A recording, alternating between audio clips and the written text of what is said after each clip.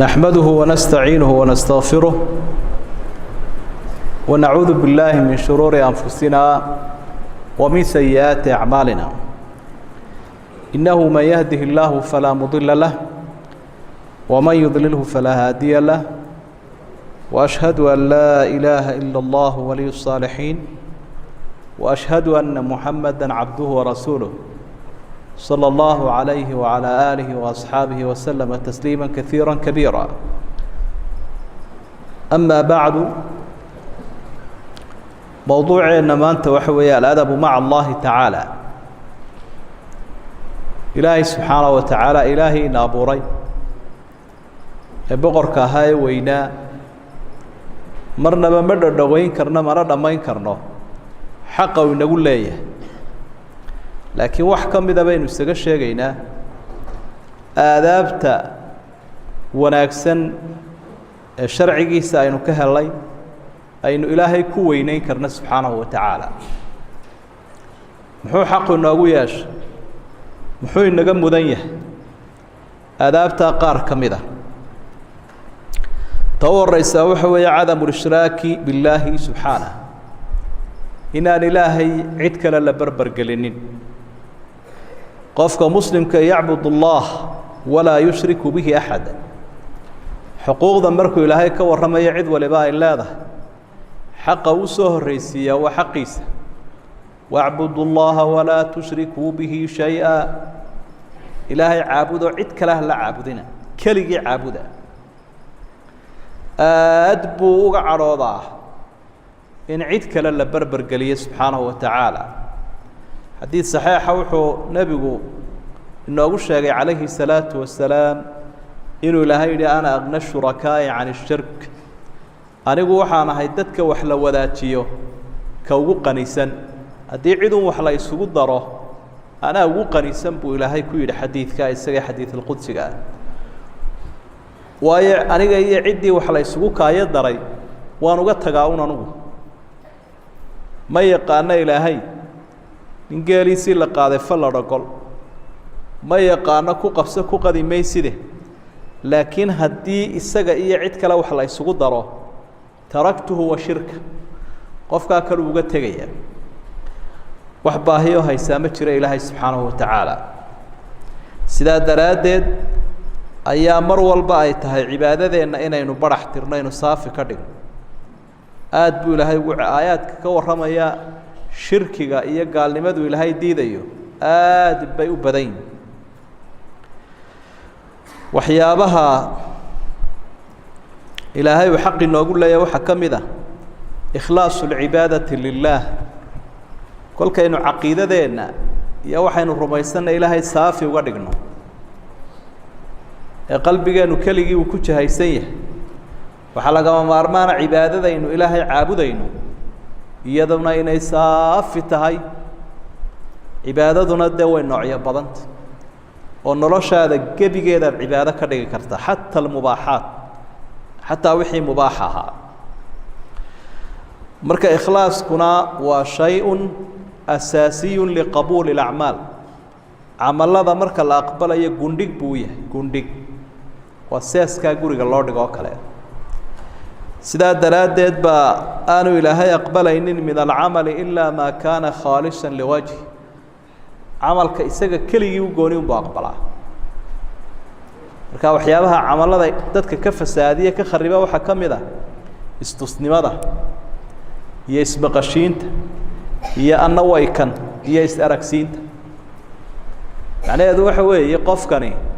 ilaahay iskama dhisaya, dadku iska dhisaya. marka rasuulku wuxuu leeyahy salى اllahu عalayhi wasalam ina akhwafa maa akhaafu calىa ummatii ashirku اlasqar.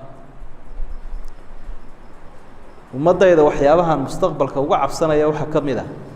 waxaa loo yaqaano gaalnimada yar. markii la weydiiyeyna wuxuu yihi asumcatu wاriyaa. gaalnimada yar aan idiin sheegayaa waa istusnimada iyo ismaqashiinta. sidaa daraaddeed ayaa dadkii salafkeennii wanaagsanaa ee cibaadadu dhadhanka iyo macaanka ay u lahayd waxay aada ugu dadaali jireen camalkooda inay qariyaan, camalkoodu inuu u qarsoonaado waayo cid quray ula jeedaan dadka kale waxba kama gelinba marka qof kastoo ilaahay qalbigiisa uu ku weyn yahay muhiimad iyo macno ma siinayo inay dadku arkaan aakhiru zamaankana waa adiga arkado qofku markuu wax bixinayo in la tilmaamaa buu jecel yahay markuu wax qabto haddii magaciisa la sheegi waayo yaqdab wuu cadhoonayaa wahada غayru صaxiix alla wuxuu ihi isagoo arrintan ka warramaya faman kaana yarjuu liqaa'a rabbi falyacmal camala صaalixا walaa yushrik bicibaadati rabbihi axada qofka rajaynaya ee rumaysan la kulanka ilaahay aakhiro faman kaana yarjuu liqaa'a rabbi fi laakhira inuu ilaahay aakhiradiisa soo hortaagayo qofka rumaysanin falyacmal camala صaalixا camalan khaalisan wa aswab siday ku fasireen aimadu camal sawaabaho shareecada nebiga waafaqsan calayhi salaatu wasalaam khaalisa saafi ah labadaa shardi bay aayaddu xambaarsanta falyacmal camalan saalixa waa camal saalixa bimacnaa muwaafiq lishariicati rasuuli illaahi sala allahu calayhi wasalam walaa yushrik bicibaadati rabbihi axad iyaduna waxay tilmaamaysaa ikhlaaskii labadaa arrimood mid waxa laga waayay qofka jaahilka ah midna waxa laga waayay qofka munaafiqa ah qofka munaafiqi waaba laga yaabaa inuu garanayo diintii laakiin daacad baanu noqonayn camalkiisu waidaa qaamuu ila salaati qaamuu kusaala yuraa'uuna annaas dadka inay istusiyaan baa ku weyn qofka jaahilkiina waaba laga yaabaa inuu daacad yahay laakiin diintiibuu barbar marsan yahay oo aqoon baanu lahayn diinta marka labada shardi ee cibaadada aqbalkeeda asaasigoaba aayaddan suuratulkahfi aakhirkeeda ayaa ilaahay uu ku tilmaamay subxaanahu wa tacaala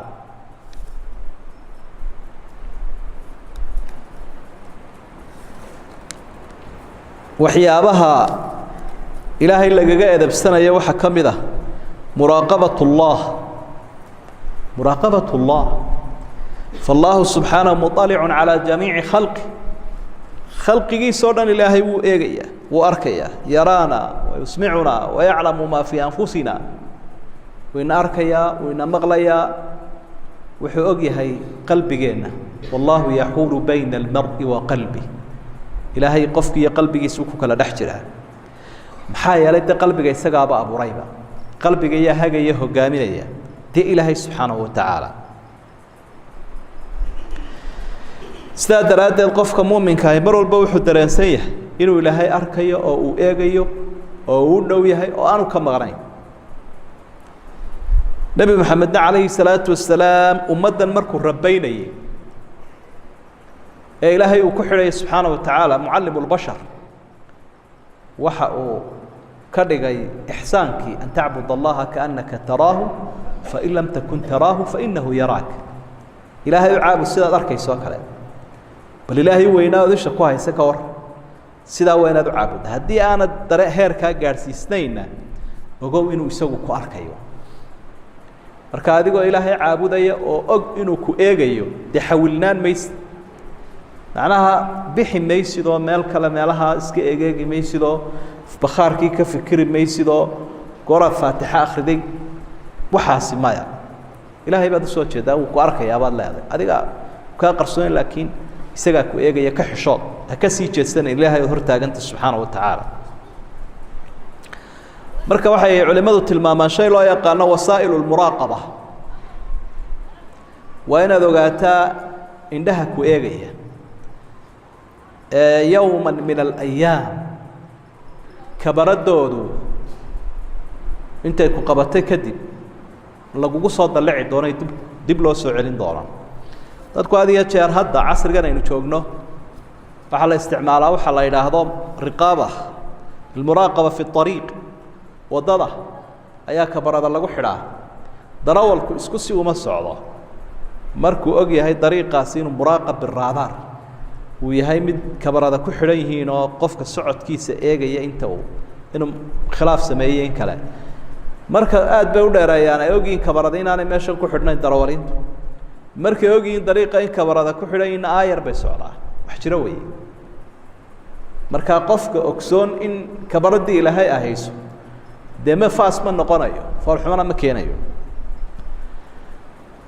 وسائل المراقبة waxyaabaha ku eegaya waxa kamida kowka aynullah ilaahay ishiisa subhanahu wa ta'ala ya'lamu kha'inata al-a'yun wa ma tukhfi as-sudur wuxuu eegayaa ilaahay isha wax khiyaameynaysa iyo laabta waxay qarinayso ya'lamu kha'inata al-a'yun wa ma tukhfi as-sudur ofirsu haddaad isha wax ku eegaysa dadka kale aanay ku arkaya ilaahay subhanahu wa ta'ala gabadhu nin bay hoosta ka eegaysa ninkuna gabadh buu hoosta ka eegaya waxa ilaahay xaarantinimada isha ku eegaysa dadkoon ku arkaynin ilaahay baa arkaya laakiin Soomaalidu waxay yiraahdeen isha dabana uun ka arkaya uurka dabana ilaahay labadaba isagu ogyahay isha iyo uurka qofka labadaba dabaya ilaahay baa ogsoon yaclamu kha'inata al-a'yuni wama tukhfi as-sudur laabtu waa uurkiide marka isha iyo uurkaaga waa isugu mid isaga ma jiro ilaa hadda jihaas ka soo warama ama qalab bani aadamku sameeyeen oo ka soo warama qofka laabtiisu waxay ku sheekaynayso laabtiisu waxa ay ku sheekaynayso go'aamadu qaadanay isla sheekaysiga gudihiisa hadii adduunyadu maanta ay ka soo warrami lahayd dawlado badan baa carabka cirka la gaari lahayd oo sirdoonka ma daray qarashaad badan baa ku baxa sirdoonka marka hadii qalab la isku wada xiriiro hadii wax la isu diro way soo helaan laakiin labada qof inta isu yimaadaan wada hadle faqa ama qofku waxa uu qalbigiisa ku jira ma soo ogaan karaan labada qofna way ka qarsadeen qofka laabtiisa waxa ku jirana waa wax si qarsooni badan baa qalab inta lagu xiro ka soo waramaya ma jira ilaahay uu kiisu ka waramaya subhanahu wa ta'ala marka wasaa'ilul muraqaba ka waxa ka aynullah waxa ku xiga aynul malaa'ika ishi malaa'ikta keligeen ma yihiin isagoo saa ilaahay noo ogsoon haddana si uu markhaatiyada u badiyo wuxuu inagu lamaanayaa col dhan oo waxna inaga qoraya waxna ina eegaya oo camalkeenna oo dhan record garaynaya sugaya waa aynul malaa'ika ma yalfidhu min qawlin illa ladayhi raqibun atid inama qarinin ilaahay isagoo cadaaladiisa iyo wanaagiisa iyo ihsaankiisa inagula dadaalaya wuxuu kaligiin ma hidine qofku wuxuu ku dhawaaqaya iyo wuxuu sameynayaba raqibun atid ladayhi raqibun atid mid tirinaya oo eegaya waxaan waa ismigii baynu sharxaynaa ar-raqib wal-riqaba wal-muraqaba ogow inuu ilaahay raqib yahay riqaabadiisuna ku saaran tahay adiguna feejignow marka raqibun atid ilaaliye tirinayo ka sokeeya ilaahay malaa'iktiisa abayshoodu ina saaranta waxa saddexaad oo aad ogaataa si aad ilaahay uga edabsato in riqaabadiisu ay ku saaranto kabaradiisu ay kugu xidhan tahay xubnaheena yaba waa cajiib wax xubnihii ayaa laftigoodu kabarada leh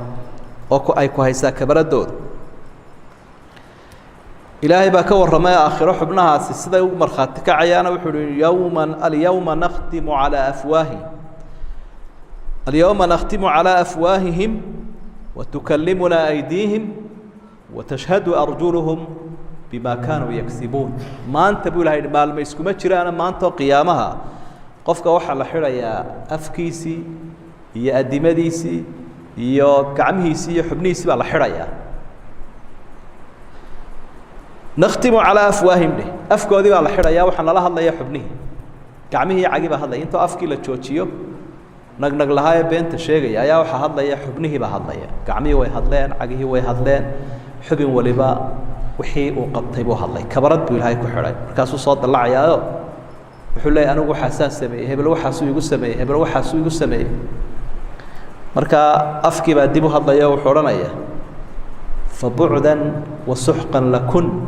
فعن كنت أناضل الله يدين هلاقه وبرد الدفاعي أنا أقول إذن دفاعية إذن كنا إسكم مرخاتك عليه دي أن وده هلاكسن ونار توضق الله أرنتها سواء أرن أدقوي مركا هيركا وقفكو أوجي هاي دي حرام كسمين ما يحبنيه سيو إنديه سيو ما هو استعماله حرام وحيادنا الدرامي الدونتاه إن الرقابة دي إلى أنت كترت النفس اللوامة نفت عنانتها بضا وأن إلى هاي عاسين سبحانه وتعالى قفك مركي نفتي سلوامتها iyadana riqaabadii ilaalinta ku jirtaa balse aynu ugu soo dhawaano tusaalayaasha المثال جزء يذكر لإيضاح القاعدة ولا لا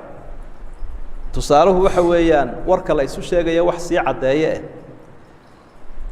وحين سوق هذا دون دور قصة وكور رما يدك الدريمي إنه إلهي إلهنا سبحانه وتعالى وواجبك إلهنا إلهي أفسولنا وحارانت إلهنا إلهي وإلهنا وقتجيا قصة الرئيس واحد أحمر تين الربية يا أصحابي لورنجري عبد الله ابن عمر رضي الله عنهم وأرضاهم عبد الله أصحابتي سولة السعودية كان يسير في الصحراء صحراء مدينة كشيء السعودية وحكوا صباحي سجى صاحب ذي إيجا أمال إسكفر ليا أيان اللي يراه أري لا تشوفه أياكوا صباحي عبد الله يو صاحب ذي سيو قدين يو أمال وحكوا عنايا وديق سنمدي أصحابته أي الهين فدعاه ابن عمر إلى الطعام وقال له هلم يا راعي هلم فأصب من هذه الصفرة الطعام صفرة الطعام وقال يا نلعب بالراشنك عبد الله بن عمر بايري قال يا أذر نلعب راشنك ساسي قبل نمدو تايو قفكم مركا وحنا يددك أكتيس جوجا إلي إنكاري آفب ويشتاي هذا بدرب إنه كأبعنا صح معها مركز سافر قال يا نلعب فقال الراعي إني صائم نكي أرجع لك جوجا يحلوان صومنا ابن عمر بالله يا أبو وحول أتصوم في مثل هذا اليوم الشديد حظ ما أنت يصير أكروش هاي حرارته أياد صومن تعبوا ولبنا وأنت في هذه الجبال ترعى هذه الغنم أذيك ولبا أرنا للجوجة ما أريد رباط بورا لين جوجة سحراء كنا ولبا صومن نكاي سجاه وحولي ها وأساسا كصومن عيب ابن عمر با وحدنا يختبر أمانته والتقوى وحدنا بل إنه نين كان إستجا وحن وشيء يا كذا بهاي نسيت جابيو الله كعبس جسي أمانة ديس وأجو مركز وحول فهل لك أن تبيعنا شاة من غنمك هذه فنعطيك ثمنها ونعطيك من لحمها فتفطر عليها بل كورنا أرجعنا ضوضته أداد بدنا جاي يسون العكسين وربنا مركان وقلنا هلب كيسان وحكاسين وهلب كقلبت أتوافرت انت أسوء شيء فقال الغلام إنها ليست لي إنها غنم سيدي إنك يراوح لأرجعنا نقول مله إنك سيد كي جاه مدحض إذا أبى عليه وأمانة ومريض قال ابن عمر قل له أكلها الذيب عبد الله بن عمر وحولي واحد كنت له هذا يبقى الكيجي هلا أورنج أيا عري ما أنت الناف كي عين كاها وكشواي بهال باعنا مسكر سيريا وسي إجيا بالإيمان كيس فغضب الراعي وابتعد عنه وهو يرفع أصبعه إلى السماء ويقول فأين الله مركا إن أنكي رأين تقدر كي ابن عمر أي سلكنوك ابتلين يا ملها تبتنوح فأين الله إلهي حكو شراه إلهي ميو مقينه دي سيد كي آنو يأركينين إلهي بيانو يأركينين ابن عمر وحب بلا مركا إنو إريقا كعل عليه فظل ابن عمر يردد مقولة الراعي فأين الله فأين الله ويبكي ويبكي مركا إنتو الميبا ابن عمر وحو ليه أريقا كعل عليه إلهي حكو شراه إلهي حكو شراه مركو مدينة صوق علي أيا wuxuu baadi doonay ninkii xoolahan iska lahaa iyo adoonka uu soo helay kadibna uu la hadlay wuxuu haday kula wanaagsan tahay arigaaga halka jooga waan jecelahay isaga iyo adoonkaba ma adiga iibin ha waan ka iibinaya lacag wanaagsanna wuu dhigay arigii iyo wuxuu ka iibsaday adoonkii wada socda ilaa ninkan looma kala qaadi karo hadii la yiraahdo adoonka iga iibina wuxuu oranayaa ariga dayacmaya دي لا يرادا أريجا كليجي إيبنا أدونك حقوق صهرة يا أبو لي مركان إنك واحد دانو الله بدنا إسوته إلا جاي يبسده الله بدي بابو كيف سده عبد الله بن عمر مركاسو حريي نينكي أدونك ها أنتوا وجهه أنت سهل أو حر نينك أنكم ما في عنا إنه أدون سين نقضه بني آدم محبة يوشقين إن إلهي سحرها وهذا أبا الجدكي الله كعبس جوجو أبا الجد sidaasi baa markaa runtii aad arki karaysaa in dadka qaarkood marka iimaanku uu biyo dhigo meel kasta ha joogaan miyi iyo magaalaba adaabta ilaahay ka edabsanayaan mid aad u cajiiba wey hadday dhacdaba qofku inuu is yidhaahdo ilaahay baad ka qarsoomaysa subxaana wa tacaala waa fashilan yahay haddaad imika qofku is yidhaahdo waxaa iska samee ilaahay kuma arkayo oo uu ku dhiirado oo uu fuliyo fashilaadii ilaahay baa fashilinaya Soomaalidu waxay yiraahdeen ma hungowdo daacade meel uu ilaahay ka kabi doona waxay yiraahdeen sir ma qabe ilaahay baa u sahara isagu khaain maaha laakiin ilaahay baa sahan u diraya waxay soo tijaabiyeen qiso kale oo iyadana aynu ku sii cadaynayna taa aynu sheegnay oo ah qofku haddii uu isiraahdo raadaarkii ilaahay kuma hayo wuu hayaayo dadku ilaahay tusaya waxa jiray waqtigii rasuulka sallallahu alayhi wasallam qisada sanadkeedu qoliyaha qaarkood daciif bay ku sheegaan laakiin sida saxda ah waxa weeyaan ay xasan tahay oo heerkii lagu daliishan karayay ay gaadhay qisadu qisatu bani ubayriq baa la yiraahdaa fi cilmi tafsiir waa qiso macruufa oo culimada tafsiirkuna maraajicda waaweyn markay sharxayaan aayaadka suuratu nisaa 105 meelaha iyo inta 8 aayadood wada socda markay sharxayaan bay qisada soo qaataan oo ka heli karaysaa qisadaas waxay ahayd niman baa jiray reer ansaareed oo reer Madiina ilma ubayriq baa la oran jiray magacyadoodu saddex isku eg bay ahaan oo bishri bushayr mubashir saddexda magacay isku eg bay lahaayeen mid kamid oo bushayrka la oran jiray bashirna waa la yiraahdaa uu iska kadeedna intuu gabaya tiriyo asxaabta ku cayaabo oran jiray nin baa yiri khadiyaan baa laga joogay habeenkii dambe guri asxaabi rifaaca la oran jiray guri uu lahaa ayay xadeen qisada way dheeraadeen waa soo gaabinaynaa waxay ka qaateen raashin iyo hub nin yahuudiya ayay u xambaariyeen oo waxay markii iyagii la qabsaday bay yidhahdeen war annaga ha nagu warwareeginay yahuudigaasaa wixii nii qaatay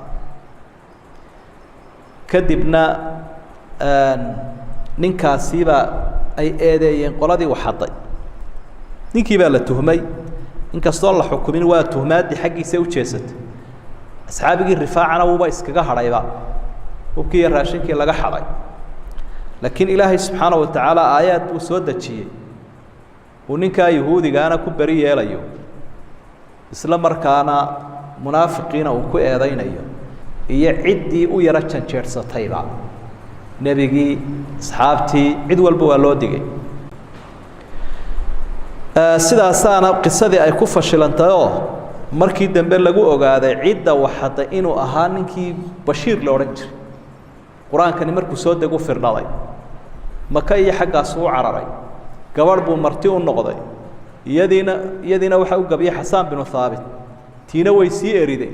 طائف بكل إنتو قري كده ما يمرك الدم بين كارتا سيكون عاد نكى إلهي الرقابة دي سيسكي جواي هل كاسوكو باباي وكل إنت ولا تكون للخائنين خصيما ولا رأي ذا سكحي قد هاو دودي قف خائنة ولا تجادل عن الذين يختانون أنفسهم هاو دودي المركلة لقو عليه هو نفتو ذا خيامين يستخفون من الله ولا يستخفون من الناس ولا يستخفون من الله وهو معه إذ يبيتون ما لا يرضى من القول dadka iska qarinayaan laakiin ilaahay iskama qarinaya subhanahu wa ta'ala ruuxa canaan ka dhacay sideeda aayadooda isku xiga mowduucaas ay ka hadlay marka way dhacdaa dadka qaarkood inta cid dilaan inta cid dhacaan inay kharibaan kadibna ay doonaan inay haddana bari noqdaan ilaahay baa saa u fashilinaya tusaalayaasha haddii aynu sii wadno waqtigan kolley gaalada iyo shaydaanka iyo tiknoolajiyadooda iyo isxambaarkaas dadku aad ugu jahaysan yahay waxa kamid ah maatida iyo dumarka bal dumarku iyaguna siday u dareemi jireen inuu ilaahay u helinayo eegayo qisooyin baynu soo qaadan doonaa waxa jirtay waqtigii Umar ibn Khattab radiyallahu anhu kormeer buu sameyn jiray Umar magaalada Madiina u dhex wareegi jiray wuxuu u socdaa xaqiiqo raadin iyo u kuurgal wuxuu doonayaa bal cidda dhiban iyo cidda cabanaysa inuu isagu soo taabto oo aan cidiba uga waraminba isagoo guri abeen u dhowday guriyuhuna filooyinkan dayrka ku wareegsan ma ahayne waa buul yar oo gudaha laga maqlayo dabadda laga maqlayo wax gudaha laga oranayo marka wuxuu maqlay gabadh gabay tirinayso waxay leedahay alaa taala hada allaylu waswadda jaanibu وأرقني ألا خليل ألاعب فوالله لولا الله تخشى عواقبه لحرك من هذا السرير جوانبه وقبل لبدا بيت كمدهين عاوها بين كودا هذا بيت وحنا يسوي شيء وحنا هيسن صيغي الله نولان لها عاوة إن هو دلق قادم لها ولا عبسيد إلهي أن كعبسنا يهداني تشرين سرير تاسع عاوة way ciyaari lahayd ama way dhaqdhaqaaqi lahayd oo nin baan ka sinaysan lahaa laakiin cabsida ilaahay iyo ishii ilaahay oo ay haysa ayaan arrinkaa u daynayaa gurigii buu calaamadiyey markaa cumar subaxdii buu markaa gurigaa la soo ogaado waa la soo ogaaday mushkiladda ka jirta inay tahay gabadha ninkeedii oo maqan oo ciidamada ku maqan markaa waraysi buu la yeeshay xaawalaydii go'aan si uu qaato oo mushkiladdan xalkeeda u gaadho ilaan haddii xaas ka mid a xaasaska muslimiinta ay xumaato bulshadii oo dhan baa xumaanaysa markaa wuxuu uhi gabadha ninkeeda intay ka samri kartaa waxay idhaahdeen bil bay ugu baahanaysa bisha labaadna baahidaa sii badanaysa bisha saddexaadna way ka sii yaraanaysaa bisha afraadna sabirkaaba ka dhammaanaya markaa wuxuu ihi haddaba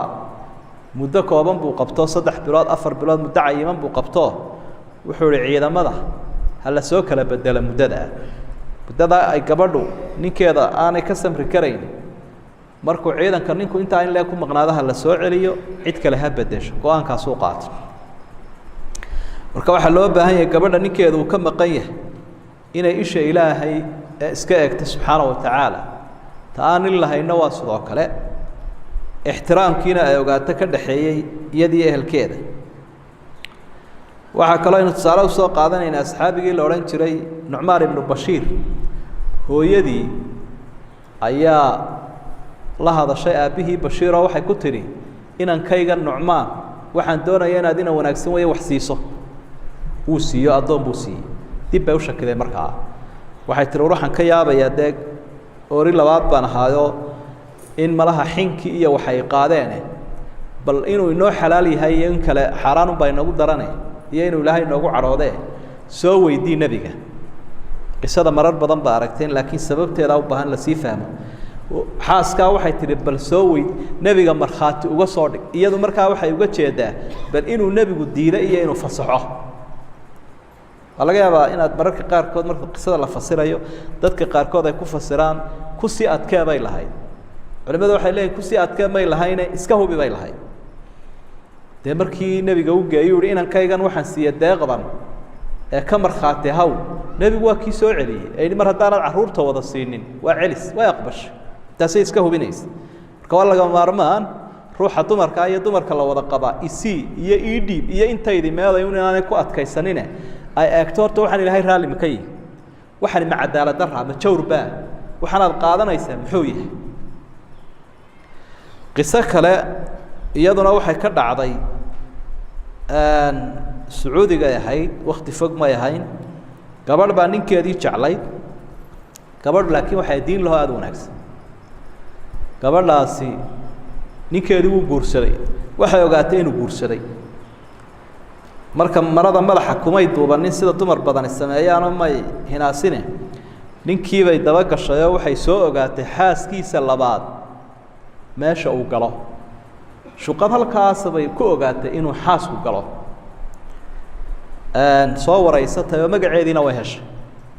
aad bay u heleegiin dumarkuna baabka isaga ah mar haddii la idhaa tubaa lagula qabaa laydh bay ku shidaysaa way soo helaysa way iska aamustay markaa innaba waxay tidhi ninkaaga ha dhibin marnaba ha ka nixinin sidii bay kaga aamustay muddaa ka soo wareegtay markaa alla wuxuu qadaray inuu ninkeedii dhinto ama ninkii labada dumarhaa qabayba uu dhintay way fikirto waxay tidhi dhaxalka dee 8 meeloodoo meel baad leedahay inta kale carruurtaa leh laakiin diin ahaan gabadhii lagula qabay baa meeshaa kula leh ila dumarka labada dumara marka ninkuu ka dhinto xoolaha 8 meeloodoo meel bay labadoodu wada leeyihin soo maaha umunkay wada leeyihin marka waxay tihi gabadhii ku soo doonan mayso oo inaad dilaysaabay moodi cid kalena kuma oga dee isagaaba qarsanayayba cid kalena ma oga marka adigoo qaadan kara thumunkaas oo aan cidina kuugu imanayn soo ilaahay kuma arkaya subxaana wa tacaala iyadii bay raadisay markaa meeshii bay ugu tagtay way warwaraysatay waxay tihi soo heblaaye maad ahayn soo hebel kuma qabin soo ma ogid inuu hebel dhintay haabay tii waan ogahay hadda waxaan kuu sheegayaa bay tihi dhaxalkii thumunkii labadeennaa wada lahaa anuguna tii kale kaa weyneyd baan ahaye dee qaybtaadii baan kuu sidaa iyaduna mid ka sii cajiibsan bay noqotayoo le dadka wanaagsani way isdoontaan waayibaatu liayibiin waxay tihi waxaan kuu sheegi lahaa walaal aad baad u mahadsan tahay wuuba ifurayba oo dhaxal kuma lihi marka waxaad yeelaysaa allah ku barakeeye iska qaado sidiiba iyadoo baraxan oo wixii uu xalaal u yahay oo qalbigeedii ku degay oo aan warwarsanayn ayay isaga soo noqotay wixeedii maalkeedii ku qaxwaysa iyaba waa tusaale u tahay runtii dadka had iyo jeer isku dayaya inay iyagu dhiishoodii iyo haantooda keligood buuxsadaan inuu qofku cadaaladda ilaaliyo waraca iyo xalaal mirashada ilaaliyo ilaahay soo kuma arkayo inuu ka duulo qiso kale oo waxaa soo warinaya ibnuljawsi alxaafid ibnuljawsi raximah اllah kitaabkiisa safwatu safwa waxa uu xusayaa nin reer miya isagoo baadiyaha jooga ayaa wuxuu habeen la noolaaday gabadh bay sarkeen way wada joogeen muddo gabadhii wuu jeclaystay wuxuu uhi heblaayoy caawa waxaan doonayaa inaan xumaan iska samayno maya bay tidho way diiday markii dambe uu la dooda wuxuu ihi maxaad u diidaysa laa yaraana ila alkawaakib xidigaha mooye cid kale inama arkaysee maxaa ku dhibay darbadeennaa xumaanta aynu iska ridanno aynu iska aamusno markaa waxay tidhi ereyga laga guntay wuxuu ahaa faqaalat in lam yaranaa axadu faayna almukawkib haddaanay kawaakibta mooye cid kale ayna arkayn kii kawaakibta abuuray waa mee ilaahay xidigaha sheegaysa abuuray iyaanu isagu ina arkayn haddaanay xidigaha mooye cid kale ayna arkayn hadda kii xidigaha abuura ayna arkaya marka waxaynu uga jeednaa oo tusaalayaasha aynu soo qaadanaynaa dadka maanta jooga in badan baa ishooda iyo afkooda xaaraan ku wada waliba waxaan la iska arkay ee social mediaha iyo tviyada iyo suuradaha iyo markaasaa xaaraanta dhaguhuna ku daaleen indhuhuna ku daaleen afka laga hadlayaana uu ka daalay afka lagu cunayaana ku daalay marka waxaynu leenahay qisooyinkaasi aynu soo xusnay cibra iyo cida wax lagu qaato ayaa ugu filan dadka waaya haddii aynu sii wadno aadaabti ilaahay laga edabsanaya subxaanahu wa tacaala waxaa ka mid a aadaabta alisticaanatu billaah in ilaahay aada garabsato oo la kaashado subxaanahu wa tacaala oo qofka muslimka ay tallaabo walbu qaadayo wuxuu ogsoon yahay inaanu ilaahay ka maarmayn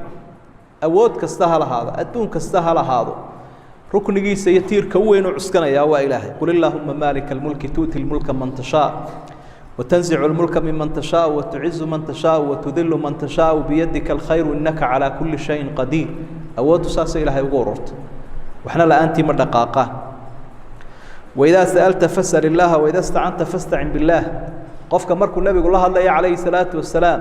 wuxuu leeyahay haddii aad cid uun gargaar weydiisanaysa ilaahay weydiiso iyaaka nacbudu wa iyaaka nastaciin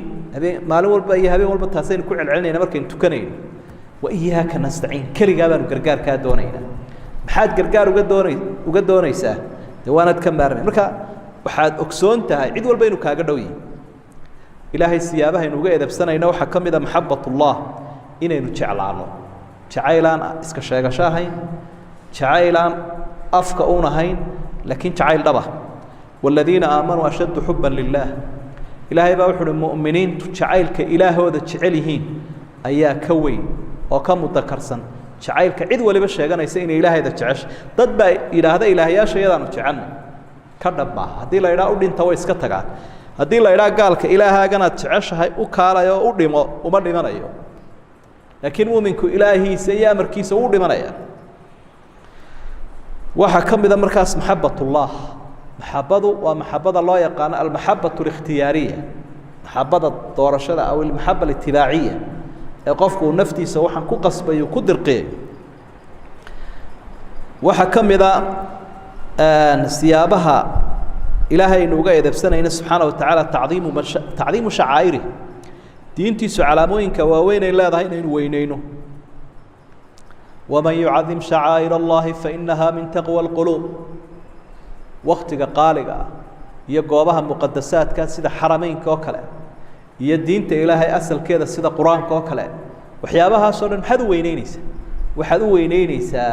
إلهي بتكو وينينيس سبحانه وتعالى إلهي بتكئد بسنيس إن كتابك قرآن كالكا كتورتي مكم حكو ديديا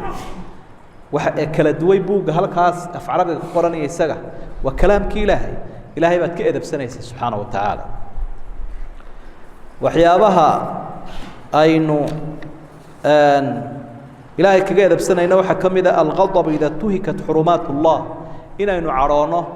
مرك إلهي دين تيسية مقدسات كيسية وحيابها أكتيس حرمة كلا مرك اللي وحد جدبه وإنه حناقنا سيك بدن سيدا إنه حناقنا مرك ريره إن الله تابطه قف كهتير رير كودا إمك هالكال عايو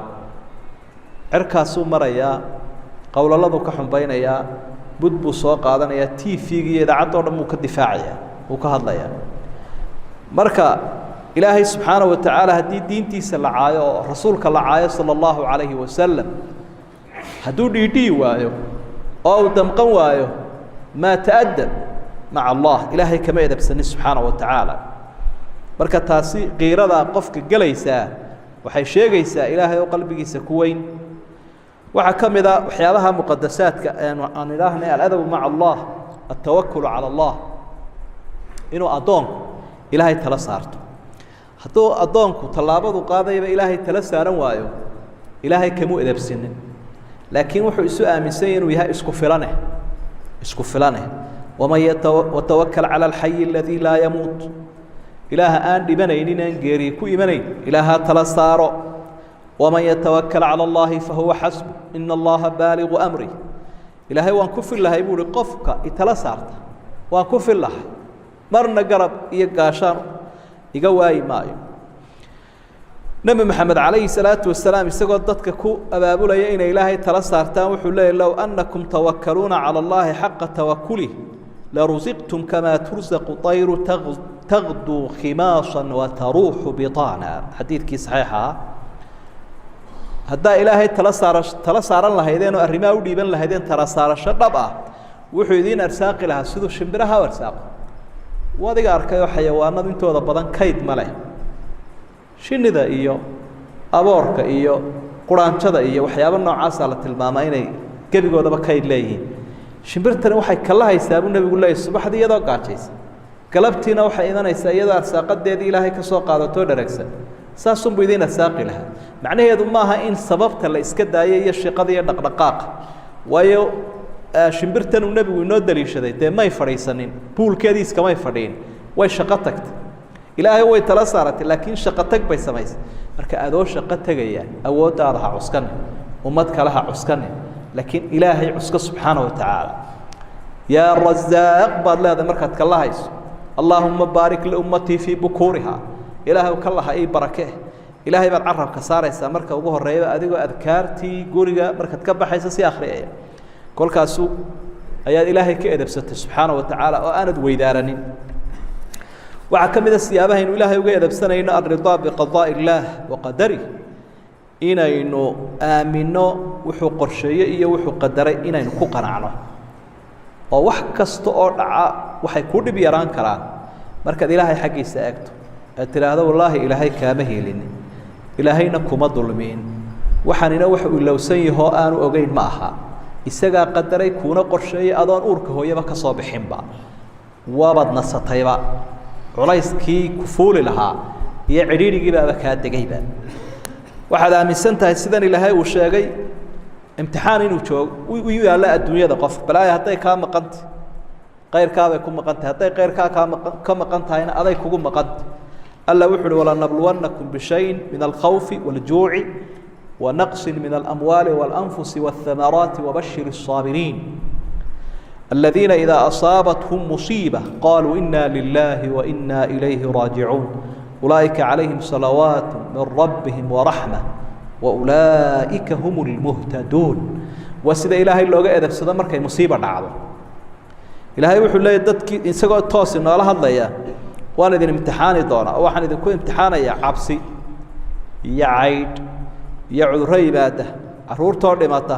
midhaha beerahoo ba'a xalla waxaa soo balaayaa baan idinku ridaya idinku imtixaanaya laakiin dadka waxaad u bushaaraysaa kuwa sabra ee markay musiibadu dhacdo iyagoo ilaahay ka edabsanaya yidhaahdaa innaa lilaahi wa innaa ilayhi raajicuun macnaheedu maxay leedahay aayaddu ilaahay baaba iska kaayalaba marka horeba ilaan markay musiiba dhacda muxuu nabigu inoo jideeyay in la yidhaahdo inna lilaahi maa akhad walahu maa acطaa wa kullu shayin cindahu biajalin musammaa ilaahay wuxuu leeyahay wuxuu qaatay isagaa leh wuxuu bixiyeyna isagaa leh wax walibana agtiisa wakti buu leeyahay wax isweydaartoo kala kacay ma jiree ilaahay agtiisa arrimuhu sidii bay u socdaan ugu talagalay ee dadka hola yaabina markaa wax kastoo adduunyada kugu dhaca qofka ku dhaca sabra unu bushaaree dikrigaana akhriya kuwaasaa waxay leeyihiin buu ilaahay yidhi bashbash iyo barwaaqo iyo baraaro waa nabadgelyo waa naxariis waa hanuun marka inta faraha badan dadka aan iimaanka lahayn maxay igu dhacday bay dhahaan waxaasaan sameeyey ka hortagaasaan sameeyey kaasaan sameeyey bal ha la baaro waxani wuxuu ku dhacay maxay ku dhacday waxani wax walba samaynaya waa u qaadan waagaas waa edab daro aladabu maca allah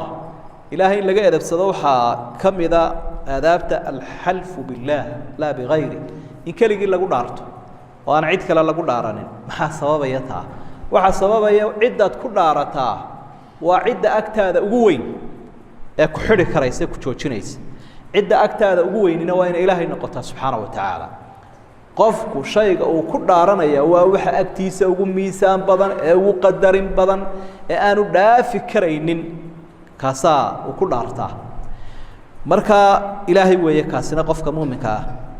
saa daraaddeed baa markuu wallaahi yidhaahdo been ka sheegi maayo wixii uu ka dhaartayna ku dhiiran maayo halkaasuu ku joogsanaya nebi maxamed calayhi salaatu wasalaam isagoo adaabta ina baraya wuxuu yihi ina allaha yanhaakum an taxlifuu biaabaa'ikum man kaana xaalifan falyaxlif billaahi aw liyasmut xadiidkii saxiixaynka ilaahay wuxuu idiin diidayaa dadii inay aabbayaashin ku dhaarataan qofkii dhaaranaya ha ku dhaarta ilaahay haddii kale ha iska aamuso waxaan lagu ogolayn qooriyo xalaale waxaan lagu ogolayn aabbaha iyo hooyada inaad ku dhaarata iyo walaalka iyo geeliina berigii hore soomaalida marka la idhaahdo wallaahi mar uu iska mari jir laakiin haddii la idhaahdo xilaha iyo xoolahana raaci istaagi jir ma waxa weeya waa tii xilahaa furmaabay odhanaya ma wallaahiba oo waa tii xilahaagu furmaanbaa markaasuu istaagaya odhanaya maya waa marka macnaheedu waxa weeyaan in xiluhu ku weya oo xalfiga iyo dhaarta kaga weya ayay noqonaysa marka ma banaana dumarku inay hooyadood ku dhaartaan raggu inuu aabbahood ku dhaarto may ama aamus ama ilaahay ku dhaaro haddii dhaartaad waktigeedii dhaaranayso adaabta waxaa ka mid a walaalayaal qodobka 11aad shukrullaahi subxaanah adaabtaynu ilaahay ka edabsanayna waxaa ka mid a inaynu u mahadnaqno markuu waxina siiyo aynu u mahadnaqaynaa markaasaynu nicmadii ilaahay waajibkeedii marinay ilaahay ka edabsanay inaguna waxay noo kordhayaan lain shakartum laaziidannakum walain kafartum ina cadaabii la shadiid karis xuniyana wax kula haddaad mahadnaqi weydo adaa calaf go-aya kuuba kordhin maayo ilaahay ciqaab buu kuu bedeli haddii aad mahadnaqdana waa laguu kordhin marka waxay culimadii saalixiinta iyo zuhaaddu odhan jireen qofku haddii uu deeqda ilaahay uu siiyo ee uu ku farxayo hadduu ku mahadnaqi waayo yakuunu ka saariqi laha wuxuu noqonayaa qof xaday oo kale qof nicmadii xaday oo kale ayuu ka dhigan yahay leannahu waxaad ka xishootaa hadduu qof wax wanaagsan ood ku farxaysa ku siiyo inaad u mahadnaqi weydo waad ka xishootaa waad mahadsan tahay waan u baahnaa jazaaka allaahu khayran anna marun baan kuu abaalgudi ayaad tidhaahdaa adigoo aad iyo aad ula dhacsan haddii laakiin intuu maal qof baa gaari ku siiye ama guri ku siiye dee wax weynood danaynaysayba inaad xaggaasuun isaga kacdo waad ka xishootaa marka ilaahay baa waxaa iyo wax ka weynba ku siiyo caafimaadkaabuu ku siiyo diintuu ku siiye haddii aad ka mahadnaqi weydo waxaad ka dhigan tahay qof nicmadii ilaahay xaday oo kale subxaana wa tacaala marka nicmada ilaahay waxay kugu xalaaloobaysaa oonay xatooyo kaa noqonaynin markaad isaga ku mahadnaqdo aladabu maca allah aladabu maca allaahi waxaa ka mida altawbatu ila allah inaad ilaahay u noqoto markuu nicmo ku siiyo sidaad ugu mahadnaqayso markaad ilaahay ku edab darooto ee waxaan kaa qaban inaad ku samayso ee aad gefto ee aad godob isaga ka gasho inaad degdeg u soo noqoto iminka haddii aad qof halkaa godob ka gasho inaad hortiisa marto waad iska ilaalisaa ilaa aad raali geliso inaad wax isku darsataa inaad wax ka doonato ar qofkaa hebel beri baan godobtaa ka galay welina ismaanaan cafiin baad leedahay ama weli imuu cafiin waa qof bani aadama miskiin oo kula mid ah ilaahay godobta aad ka gashay xishoodkeedu waxa weeyaan iyo baabi'inteedu inaad towbad dhaba toobadkeeda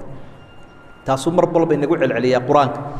yaa ayuha aladiina aamanuu tuubuu ila allahi towbata nasuuxa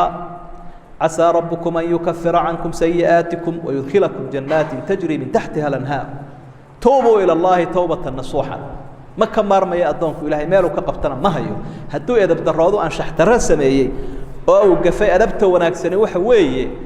inuu ilaahay isu miskiinayo oo uu isu dhigo waxaana aada u cajiiba inuu ilaahay inoo bushaareeyey arja aayati fi lqur'aan siduu ku sheegay aayadda qur-aanka ugu rajo badan qul yaa cibaadiya aladiina asrafuu calaa anfusihim laa taqnatuu min raxmat illaah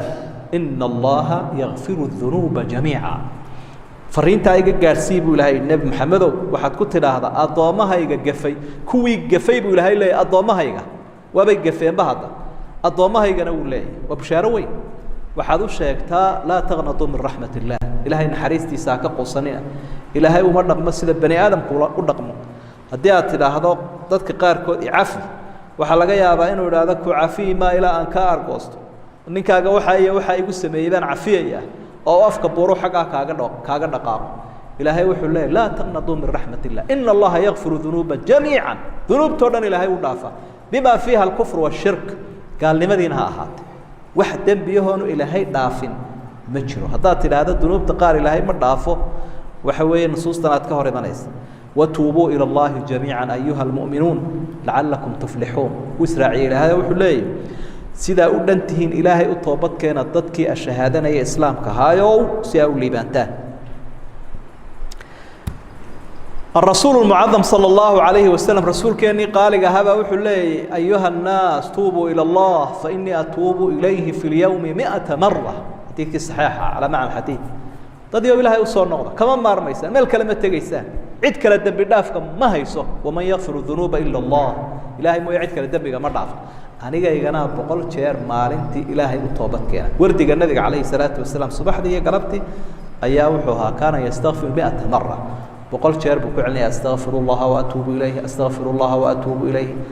إلهينا وحر ليغفر لك الله ما تقدم من ذنبك وما تأخر ذنبك هو ريكي دم بي الهي وكعلاف هذه قررنا محاضن بلاينيس الأدب مع الله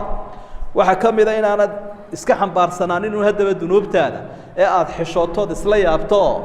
هبيني مالين بوحباك هذا هذا إيه أد إلهي وتوبتك أنت سبحانه وتعالى توبت ضبا وصلاة وشاقين نصوحة أد بأبدين الأدب مع الله ودا ما ينكرين شرعي ودنا lagu wada dhaqmo laakiin walaalayaal waxaan isku jeedinaynaa cibaadadeena aynu wadno siiba ramadaan aynu badinay waa wax joogto noqonaya al-adab ma'a Allah waxa kamida inaad ilaahay u googoynin oo aanad u jarjarin macnaheedu waa maxay intoodii ma ka caabuday inaanad iskaga tagin haddana caabudin haddana iskaga tagin waa ciyaartaas waa abad fil cibaada cibaadadu ma aha wax lagu ciyaaro ma aha wax marna laga tago marna la sameeyo ma aha walaal tusaale waxaan u soo qaadanaynaa raashinkaaga imika aad cunayso saddexda waqti aad cunayso dee maalmo dhan 10 cisho miyaad iskaga tegi karaysa iskagama tegaysid markaad laba jeer wax cuni weyda marka saddexaad waad ku duglaynaysa ama dadkaada kula yaabaya odhanaya u waalan yahay qowlalka lagaga shubo marka waxaad u aamintaa nolosha jidhku hadday tahay cunadii cabida nolosha ruuxduna waa cibaadada nolosha ruuxda al-cibaadatu ghidaa'u ruux waa ruuxda waxay ku nooshahay ee raashinka weey haddii kale adigoo iska weyn baad iska baktiyaysa gaalada de ilaahay wuxuu ku tilmaamaa inay yihiin qof mayta inuu yahay yukhriju al-hayya min al-mayt wa yukhriju al-mayta min al-hayy وقال كذا ميت قرآن كتب المامية ويسكنوا اليوم عافمات قضاء شيء بارك مركو يسكو سمايانا وحبا ما قبتيت بالا لا إلهينا وحو الله وبختيي وحاجة الروح له كحين لنا عبادة دا إنه مع سنة ذوقينا لنا كانوا كهلاي إنه لقب سناي إنه كتب براناي ما أهينا إنه ده إنه difaaca ka baxno waxaad u fahamtaa markaad had iyo jeer rabadaan tadriib baynu galay tadriib carbis waa awliyadii ilaahay askartii ilaahay oo carbis gashay baynu markaa tababarkii si fiican baynu soo qaadanay maxaa loo tababaranayaa askarta haddii la tababaro iyo shaqaalaha waxaa loo tababaraa inay dagaal galaan markaa waxaynu dagaalka la gelaynay naftii iyo ibliiskii oo burburan oo waaweyn baa la soo daynayaa markay ramadaan baxdo shahawaadkii nafta iyo rabitaanadeediina way sii kordhayaan marka waa inaad ka faa'iidaysaa tababarkii aad soo gashay oo gaashaanka aad u qabataa weerarka ibliis iyo nafta